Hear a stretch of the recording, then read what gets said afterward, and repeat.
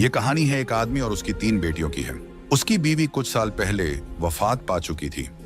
उसकी तीनों बेटियां बहुत खूबसूरत थीं, मगर सबसे छोटी बेटी अपनी बहनों में सबसे ज्यादा समझदार थी। उसका नाम ज़ैनब था। करमदीन अपनी तीनों बेटियों से बहुत प्यार करता था। उसने कभी अपनी बेटियों को मां की कमी महसूस नहीं होने दी। वह अपनी बेटियों की हर ख्वाहिश पूरी करता था।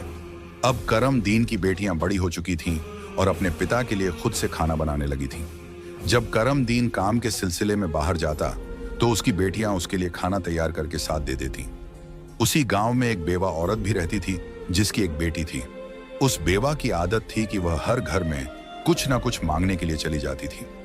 जब करमदीन की बेटियां अपने पिता के लिए खाना बनाती तो वह औरत अक्सर उसी समय उनके घर आग मांगने के लिए आ जाती। लेकिन करमदीन की सबसे छोटी बेटी ज़ैनब को वह बेवा औरत बिल्कुल भी अच्छी नहीं लगती थी। जब भी वह औरत उनके घर आती, ज़ैनब अपनी बहनों से कहती, यह औरत हमारे घर क्यों आती है? यह औरत बिल्कुल भी अच्छी नहीं है। बड़ी दोनों बहनें ज़ैनब को समझाती, देखो, यह बेवा औरत है और गरीब है। अगर हमारे घर से आग ले जाती है तो इसमें तुम्हारा क्या नुकसान है? ज़ैनब अपनी बहनों की बातें सुनकर चुप हो जाती, लेकिन वह कहती, देख लेना, यह औरत एक ना एक दिन हम सबके लिए मुसीबत खड़ी करेगी। यह सिलसिला यूं ही चलता रहा। वह औरत रोज उनके घर से आग लेने आती और मौका पाकर करमदीन के खाने में राख मिला देती। करमदीन ने जब अपने खाने में खराबी महसूस की तो उसने सोचा कि उसकी छोटी छोटी बेटियां खाना बनाती हैं, इसलिए उनसे कोई गलती हो जाती होगी। वह अपनी बेटियों से बहुत प्यार करता था और यह बात समझ नहीं पा रहा था कि उसकी बेटियां उसका खाना क्यों खराब कर रही हैं। फिर एक दिन करमदीन ने सोचा, आज मैं अपनी बेटियों पर नजर रखूंगा। आखिर मेरी बेटियां अचानक से मेरे खाने में क्या मिलाने लगी हैं? जब करमदीन की बेटियां खाना बनाने लगीं तो वह छुपकर उन्हें देखने लगा। उसकी बड़ी बेटी साफ पानी से चावल धो रही थी, छोटी बेटी सालन बना रही थी और सबसे छोटी बेटी ज़ैनब बर्तन साफ कर रही थी, जिन बर्तनों में खाना डाला जाना था। कुछ ही देर में खाना पककर तैयार हो गया। खाने में कोई खराबी नहीं थी। करमदीन परेशान था, लेकिन फिर अचानक उसने जो देखा उससे उसके पैरों तले जमीन खिसक गई। उसने देखा कि वही बेवा औरत उनके घर आग लेने आई है और उसकी छोटी बेटी ज़ैनब उससे बहस कर रही है। वहीं उसकी दूसरी बहनें ज़ैनब को समझा रही थीं, कोई बात नहीं ज़ैनब, ये बेवा औरत है, इसे आग लेने दो, बड़ी बहन ने कहा। लेकिन उस बेवा औरत ने आग लेने के बहाने नजरें बचाकर करमदीन के खाने में राख मिला दी और सारा खाना खराब कर दिया। यह देखकर करमदीन को बहुत गुस्सा आया। दूसरे दिन करमदीन ने उस बेवा औरत को अपने घर बुलाया और गुस्से में पूछा, तुम्हारी हिम्मत कैसे हुई मेरा खाना खराब करने की? वह औरत बड़ी नाटकीय अंदाज में करमदीन के पास आई और उसके सीने पर हाथ फेरते हुए कहने लगी, अरे, मैं तो यह देख रही थी कि तुम सच में अपनी बेटियों से प्यार करते हो या नहीं। खाना खराब होने पर तुम उन्हें डांटते हो या नहीं। लेकिन तुम तो बड़े अच्छे इंसान निकले, अपनी बेटियों से बहुत प्यार करने वाले। तुमने तो मेरी चोरी फौरन पकड़ ली। अब मुझे यकीन हो गया है कि तुम अपनी बेटियों से बहुत प्यार करते हो। आइंदा ऐसा कुछ नहीं होगा। करमदीन उसकी बातों और उसके नाटक पर यकीन करने लगा, क्योंकि वह बेवा औरत खूबसूरत थी। करमदीन उसके व्यवहार से प्रभावित होकर कुछ भी कहने की बजाय उसे अपनी पत्नी बनाने का फैसला कर बैठा।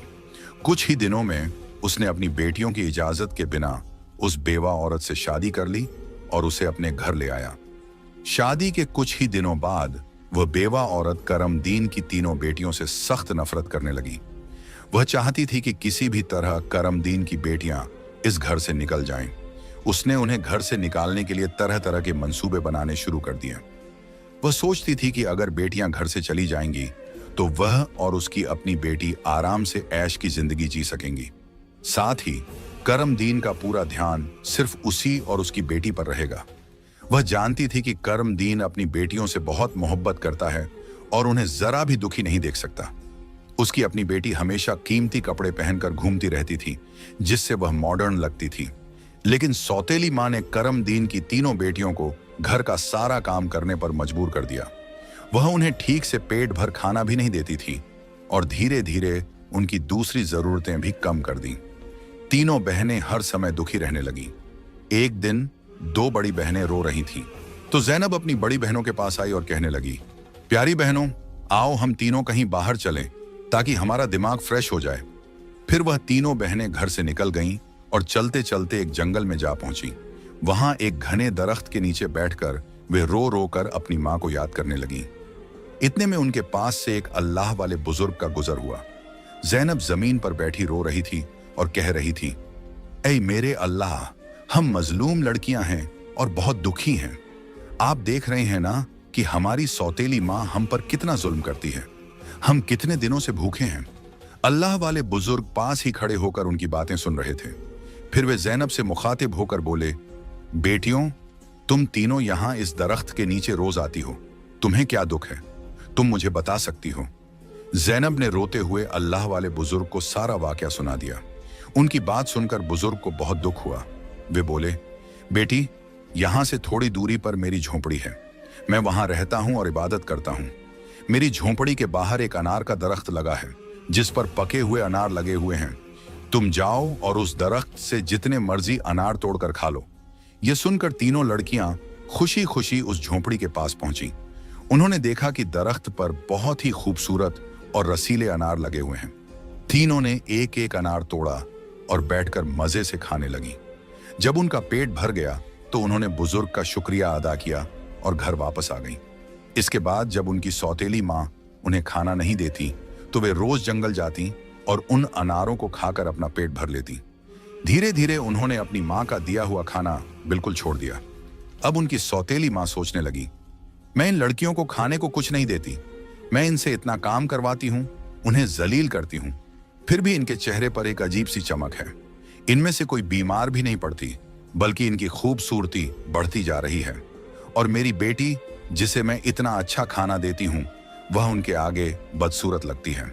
दूसरे दिन जब वह लड़कियां जंगल की तरफ गईं, तो सौतेली माँ ने अपनी बेटी को उनका पीछा करने के लिए भेज दिया।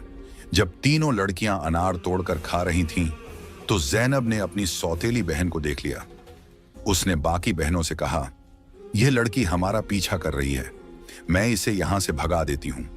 फिर जैनब ने अपने हाथ में पकड़ा अनार छुपा लिया और बोली, अगर यह सब कुछ अपनी मां को बता देगी तो यह हमारे लिए परेशानी का कारण बन सकती है।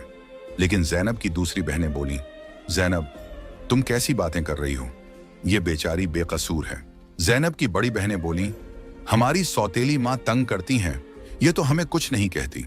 इसके बाद तीनों बहनों ने अपनी सौतेली बहन को पास बिठाया और उसे एक अनार पकड़ा दिया। लेकिन सौतेली बहन ने अनार नहीं खाया और जल्दी से अपनी मां के पास जाकर कहने लगी, मां, वे लड़कियां भूखी नहीं रहती, वे तो जंगल में एक दरख्त से अनार तोड़कर खा लेती हैं। उसी दरख्त के पास एक बुजुर्ग भी इबादत कर रहे थे और उन्होंने भी उन्हें रोकने की कोशिश नहीं की। यह सुनकर सौतेली मां को बहुत गुस्सा आया। वह सोचने लगी, मैं इन लड़कियों को अनार खाने से कैसे रोकूं? पूरा दिन वह गुस्से में ही रही। जब शाम को करमदीन काम से घर वापस आया तो उसने अपनी बीवी को परेशान देखा। वह बोला, तुम्हें क्या परेशानी है? क्यों इतनी उदास बैठी हो? वह कहने लगी, मेरे सिर में बहुत तेज दर्द है और यह किसी दवा से ठीक नहीं होगा। करमदीन ने पूछा, तो फिर कैसे ठीक होगा? वह तुरंत बोली, जंगल में एक अनार का दरख्त है जिस पर लाल लाल अनार लगे हैं। अगर तुम उस दरख्त को जड़ से कटवा दो और उसकी जड़ें उबालकर दवा बना लो और मेरे माथे पर लगाओ तो मेरा सिर दर्द ठीक हो सकता है। करमदीन ने कहा, बस इतनी सी बात। फिर उसने कुछ आदमियों को बुलाया और उन्हें पैसे देकर कहा, जंगल में एक अनार का दरख्त है, तुम लोग उसे जड़ से उखाड़ फेंको और उसकी जड़ें मुझे लाकर दो। कुछ ही घंटों में वे आदमी उस दरख्त को जड़ से उखाड़कर उसकी जड़ें करमदीन के पास ले आए। करमदीन ने जल्दी से आग जलाई और उन जड़ों से दवा बनाकर अपनी बीवी के माथे पर मलने लगा। थोड़ी ही देर में उसकी बीवी कहने लगी, अब मुझे आराम है। अगले दिन जब तीनों बहनें जंगल गईं, तो उन्होंने देखा कि अनार का दरख्त किसी ने जड़ से उखाड़ दिया है। यह देखकर वे बहुत परेशान हो गईं और सोचने लगी, अब हम क्या खाएंगे? तभी वे तीनों लड़कियां वहीं बैठकर रोने लगी। उनके रोने की आवाज सुनकर अल्लाह वाले बुजुर्ग अपनी झोंपड़ी से बाहर आए।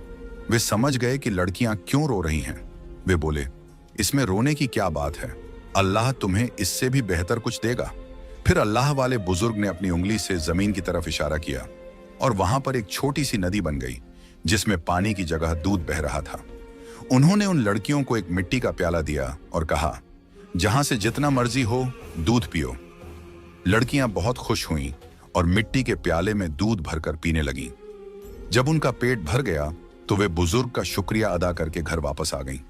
इसके बाद उनका रोज का यह मामूल हो गया कि वे तालाब के पास जाती और मिट्टी के प्याले में दूध भरकर पी लेती। उनकी सौतेली माँ उनकी सेहत देखकर हैरान थी।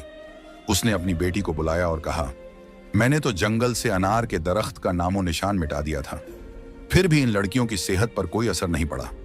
मैं तो इन्हें पेट भर खाना भी नहीं देती। आखिर ये ऐसा क्या खा रही हैं जिससे इनकी सेहत इतनी अच्छी हो रही है? उसने अपनी बेटी से कहा, इनका पीछा करो और पता लगाओ कि ये क्या खाती हैं। लड़की फिर से अपनी बहनों का पीछा करते हुए जंगल में गई। जब तीनों मिट्टी के प्याले से दूध पी रही थीं, तो जैनब ने पीछे मुड़कर देखा। उसने अपनी सौतेली बहन को चुपचाप खड़ा देखकर बाकी बहनों से कहा, देखो ये लड़की फिर हमारा पीछा कर रही है। जैनब ने अपनी बहनों से कहा, तुम लोग जल्दी उठो और इसे यहां से भेजो, क्योंकि अगर इसने हमारे तालाब को देख लिया तो यह घर जाकर सब बता देगी और फिर घर में हंगामा खड़ा हो जाएगा। लेकिन जैनब की बड़ी बहनों ने उसे डांटते हुए कहा, तुम्हारा आखिर मसला क्या है? माना कि हमारी सौतेली माँ हम पर जुल्म करती है, लेकिन इसमें इस बेचारी का क्या कसूर? जैनब यह सुनकर चुप हो गई। इसके बाद तीनों ने अपनी सौतेली बहन को नदी के पास बिठाया और मिट्टी के प्याले में दूध भरकर उसे दिया। उस लड़की ने दूध पिया और जल्दी से अपनी माँ के पास पहुंचकर तालाब और दूध वाली पूरी बात बता दी। सौतेली माँ को यह सुनकर बहुत गुस्सा आया। उसने अपने गांव के कुछ आदमियों को बुलाया और कहा, तुम जितने पैसे चाहो मैं तुम्हें दूंगी, लेकिन तुम्हें जंगल में जाना होगा। वहां एक बुजुर्ग की झोंपड़ी और तालाब है। तुमने वो झोंपड़ी खत्म कर देनी है और तालाब में मिट्टी डाल देनी है।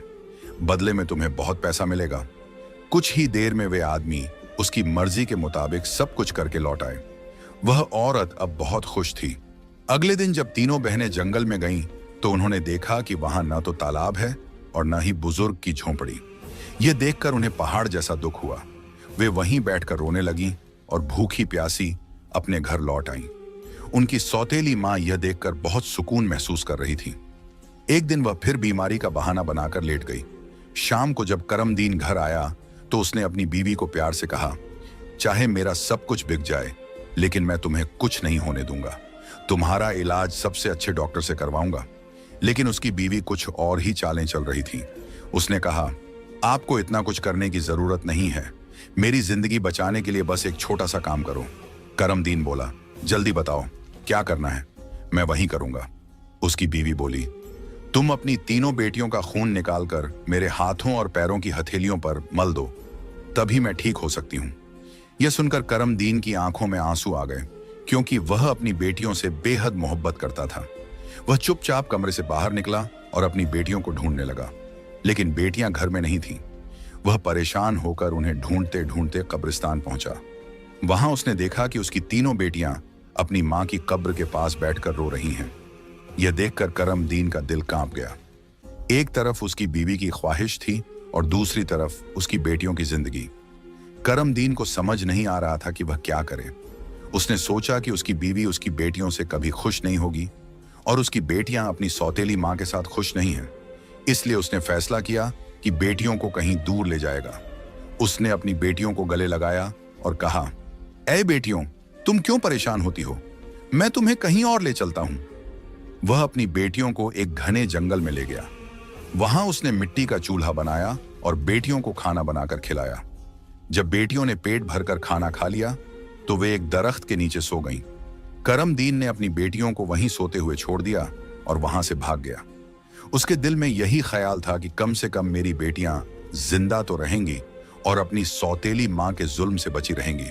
रास्ते में उसने एक हिरण का शिकार किया और उसका खून लेकर अपनी बीवी को दे दिया। उसकी बीवी ने वह खून अपने हाथों और पैरों पर लगाया और खुश होकर कहा, अब मुझे आराम है। उसे यकीन हो गया कि करमदीन ने अपनी बेटियों को मार दिया। दूसरी तरफ जब तीनों बहनें जागीं तो उन्होंने देखा कि उनका बाप उन्हें छोड़कर जा चुका है। वे अपने बाप को पुकारने लगीं। जंगल में जंगली जानवरों की आवाजें सुनकर वे डर गईं और रोने लगीं। इत्तेफाक से उसी जंगल में 3 दोस्त शिकार के लिए आए थे। जब वे शिकार करके लौटने लगे तो उनमें से एक दोस्त, जिसका नाम नासिर था, कहने लगा, मुझे लगता है, नासिर ने कहा, यहाँ कोई मुसीबत में है। क्या तुम लोग किसी के रोने की आवाज नहीं सुन रहे? मुझे तो किसी के रोने की आवाज आ रही है। चलो जल्दी से देखते हैं, शायद किसी को हमारी मदद की जरूरत हो। फिर तीनों दोस्त आवाज की दिशा में चल पड़े। आगे जाकर उन्होंने देखा कि 3 खूबसूरत लड़कियां बैठी हुई रो रही हैं। नासिर आगे बढ़ा और उनसे पूछा, तुम यहां अकेली क्या कर रही हो और इतना क्यों रो रही हो? जैनब ने नासिर को अपनी पूरी कहानी सुना दी। लड़कों को उन पर बड़ा तरस आया। वे आपस में कहने लगे, क्यों ना हम इन लड़कियों से शादी कर लें? इन्हें एक छत मिल जाएगी और हमारी जिंदगी भी सुकून से गुजरने लगेगी। फिर उन तीनों लड़कों ने उन तीनों लड़कियों से शादी कर ली। जैनब की शादी नासिर के साथ हो गई। संयोग से उन तीनों दोस्तों के घर पास पास थे।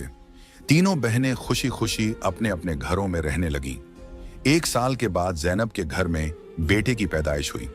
ये देखकर नासिर के दोस्त और जैनब की बहनें बहुत खुश हुईं।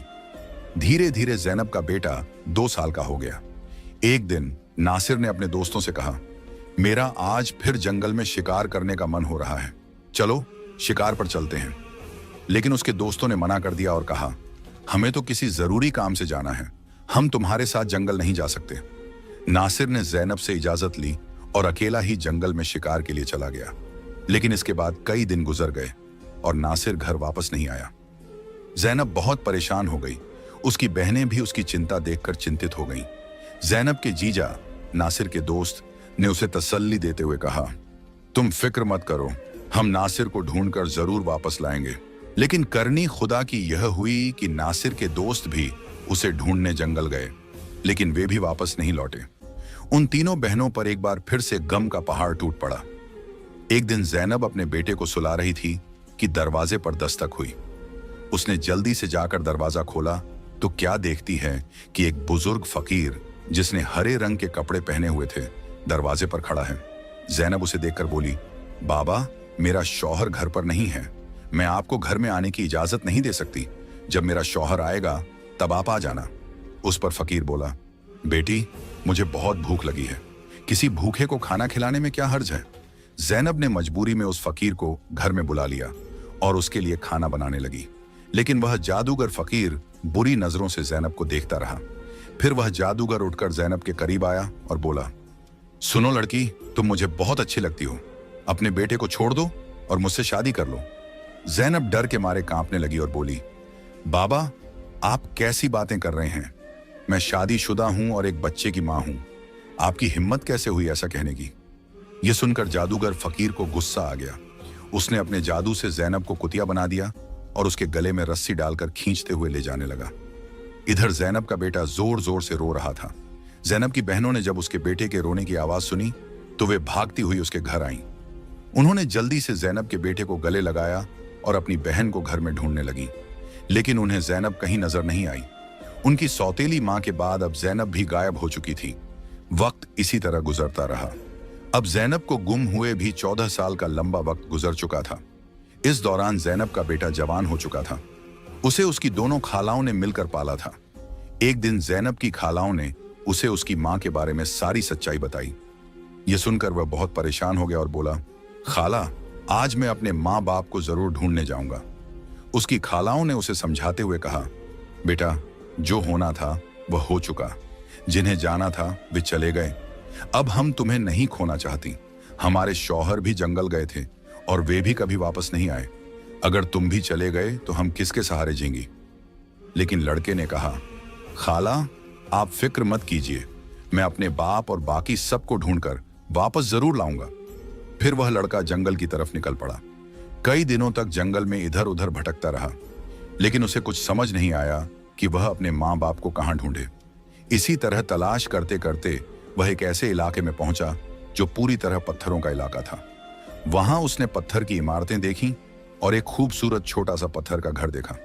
वह गौर से उस घर को देख रहा था कि तभी उस घर से एक बुजुर्ग बाहर आए और बोले, बेटा, तुम यहां नए लगते हो, तुम्हें इस खतरनाक इलाके में आने की क्या जरूरत थी? लड़के ने जवाब दिया, बाबा जी, मैं अपने माँ बाप और ताया जी को ढूंढने के लिए यहां आया हूं। मेरी माँ को एक जादूगर ने कुतिया बनाकर अपने साथ ले गया था। अल्लाह वाले बुजुर्ग बोले, बेटा, यह इलाका एक बहुत बड़े जादूगर का है। वह बहुत ताकतवर है। जो भी उससे पंगा लेता है या उसे बेइज्जत करता है, वह उसे पत्थर का बना देता है। ये जो तुम अपने इर्द गिर्द पत्थर देख रहे हो, ये भी कभी इंसान थे। जादूगर ने इन्हें पत्थर बना दिया। कुछ साल पहले यहाँ एक नौजवान आया था। उसके बाद उसके पीछे 2 और नौजवान आए। जादूगर ने उन्हें पेड़ और पत्थर में बदल दिया और उसने एक नेक पाकीज़ा लड़की को भी 12 साल से कैद करके रखा है। वह जादूगर उस लड़की से शादी करना चाहता है, लेकिन वह लड़की किसी भी तरह मान नहीं रही। बुजुर्ग की बातें सुनकर लड़का सोचने लगा, यकीनन यह लड़की मेरी माँ है और ये लोग मेरे ही परिवार के लोग हैं। आखिरकार मैंने अपनों को ढूंढ ही लिया। इसके बाद लड़के ने बुजुर्ग को अपनी सारी कहानी बताई और कहा, बाबा जी, आप मेरी मदद करें। इन लाचार लोगों को बचाने का कोई तरीका बताएं। बुजुर्ग, जिनकी झोंपड़ी को कभी ज़ैनब की सौतेली माँ ने जला दिया था, मुस्कुराए और बोले, बेटा, अल्लाह हमेशा नेक दिल वालों की मदद करता है। तुम्हें हिम्मत नहीं हारनी चाहिए। अल्लाह वाले बुजुर्ग मजबूरन इस खतरनाक इलाके में आकर रहने लगे। उन्होंने लड़के से वादा किया, मैं तुम्हारा साथ जरूर दूंगा। बुजुर्ग सोचने लगे, क्या पता इस लड़के की मां को छुड़वाने से बाकी कैदियों को भी जादूगर की कैद से आजादी मिल जाए।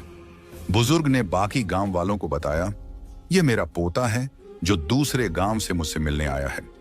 जब जादूगर को शक हुआ कि गांव में कोई नया लड़का आया है, तो वह तुरंत अल्लाह वाले बुजुर्ग के पास पहुंचा और पूछने लगा, यह कौन है? बुजुर्ग ने जवाब दिया, यह मेरा पोता है। इस तरह जादूगर और लड़के की मुलाकात हुई। लड़का अपनी पहचान छुपाकर जादूगर से मिलने लगा। जादूगर ने लड़के को देखकर कहा, तुम बहुत समझदार लगते हो और अपने दादा की तरह नेक और मासूम हो। कल तुम मेरा एक काम करोगे। मैं तुम्हें एक इमारत में भेजूंगा जहां एक लड़की को मेरा पैगाम देना है। मैं उससे शादी करना चाहता हूं। लड़का समझ गया कि वह अपनी मां से मिलने जा रहा है। वह बहुत खुश हुआ और सोचने लगा कि वह अपनी मां के लिए फूल ले जाएगा। उसने योजना बनाई कि वक्त आने पर वह अपनी मां को पहचानने के लिए अपनी पहचान जाहिर करेगा। ज़ैनब की शादी के वक्त नासिर ने उसे एक अंगूठी दी थी जिस पर उसका नाम लिखा हुआ था। बाद में ज़ैनब ने वह अंगूठी अपने बेटे को पहना दी थी। सालों बाद वह अंगूठी बढ़ाकर दोबारा बनाई गई और लड़के ने अब भी वही अंगूठी पहनी हुई थी। अल्लाह वाले बुजुर्ग ने लड़के से कहा, अपनी अंगूठी को फूलों के गुलदस्ते में छुपा दो। जब तुम्हारी मां इसे देखेगी तो वह तुरंत तुम्हें पहचान लेगी। लेकिन यह काम आसान नहीं होगा। जादूगर ने ज़ैनब की निगरानी के लिए एक चौकीदार तैनात कर रखा है जो हर वक्त सख्ती से नजर रखता है। जादूगर अल्लाह वाले बुजुर्ग की बहुत इज्जत करता था और उनके पोते को नेक समझता था। उसने लड़के को गुलदस्ता देकर रोजाना ज़ैनब के पास भेजना शुरू कर दिया। लड़के की कम उम्र महज 14 साल की वजह से जादूगर को उस पर कोई शक नहीं हुआ। ज़ैनब को एक कमरे में कैद करके रखा गया था जहां किसी मर्द को जाने की इजाजत नहीं थी। लड़का रोजाना गुलदस्ता लेकर ज़ैनब के पास जाता और वहां जादूगर की एक दासी हमेशा ज़ैनब के साथ रहती। एक दिन किस्मत ने लड़के का साथ दिया। ऐसा मौका मिला जब कमरे में ज़ैनब के सिवा कोई नहीं था। लड़के ने जल्दी से अपनी उंगली से अंगूठी उतारी और फूलों के गुलदस्ते में छुपाकर ज़ैनब के कदमों में रख दिया। जैसे ही गुलदस्ता जमीन पर रखा, अंगूठी की आवाज हुई। ज़ैनब ने हैरानी से गुलदस्ता उठाया और फूलों में बंधी अंगूठी को पहचान लिया। यह वही अंगूठी थी जो उसने सालों पहले अपने बेटे को पहनाई थी। ज़ैनब की नजरें फौरन गुलदस्ता लाने वाले लड़के की तरफ उठीं। दोनों की नजरें मिलते ही हकीकत साफ हो गई। जादूगर ने ज़ैनब को कैद कर रखा था, लेकिन उसका बेटा अपनी मां को आजाद कराने का मंसूबा बनाने लगा। ज़ैनब ने जादूगर से शादी की रजामंदी जताई और उसकी ताकत का राज मालूम किया। जादूगर ने बताया कि उसकी जान एक तोते में है जो एक पिंजरे में बंद है और एक घने जंगल के दरख्त के नीचे सख्त पहरे में रखा गया है। ज़ैनब ने यह राज अपने बेटे को बताया, लेकिन उसे खतरे से बचाने के लिए जाने से मना किया। फिर भी बेटे ने अपनी मां को यकीन दिलाया कि वह कामयाब होकर लौटेगा। कई दिनों की मशक्कत के बाद वह जंगल में पहुंचा। एक मौका देखकर उसने तोते को पिंजरे से निकाल लिया और जादूगर की इमारत तक वापस ले आया। जादूगर उसे देखकर तोते की वापसी की भीख मांगने लगा। लड़के ने चालाकी से जादूगर से सभी कैदियों को आजाद करवाया। इसके बाद उसने तोते के पंख खींचे, जिससे जादूगर की ताकत खत्म हो गई। अंत में उसने तोते की गर्दन मरोड़ दी, जिससे जादूगर मर गया। लड़के ने अपनी मां ज़ैनब, पिता नासिर और बाकी सभी कैदियों को आजाद कराया। फिर वह सब अल्लाह वाले बुजुर्ग के पास पहुंचे। सबने बुजुर्ग का शुक्रिया अदा किया और अपने घर लौट आए। जैनब की बहनें अपने शौहर से मिलकर बहुत खुश हुईं, जो जादूगर की कैद में सालों तक रहे थे। उनके पिता, जो अपनी बेटियों को खोने के गम में डूबे थे, उन्हें सही सलामत देखकर खुशी से रोने लगे। उन्होंने बेटियों से माफी मांगी और बताया कि उनकी बीवी की साजिशों की वजह से यह सब हुआ। बेटियों ने अपने पिता को तसल्ली दी और कहा, हम अपनी जिंदगियों से खुश हैं। उनके पिता ने बताया कि उनकी सौतेली मां, जो उन पर जुल्म करती थी, एक गंदी बीमारी का शिकार होकर इस दुनिया से चली गई। इसके बाद सब ने खुशी और सुकून के साथ अपनी जिंदगी गुजारनी शुरू की।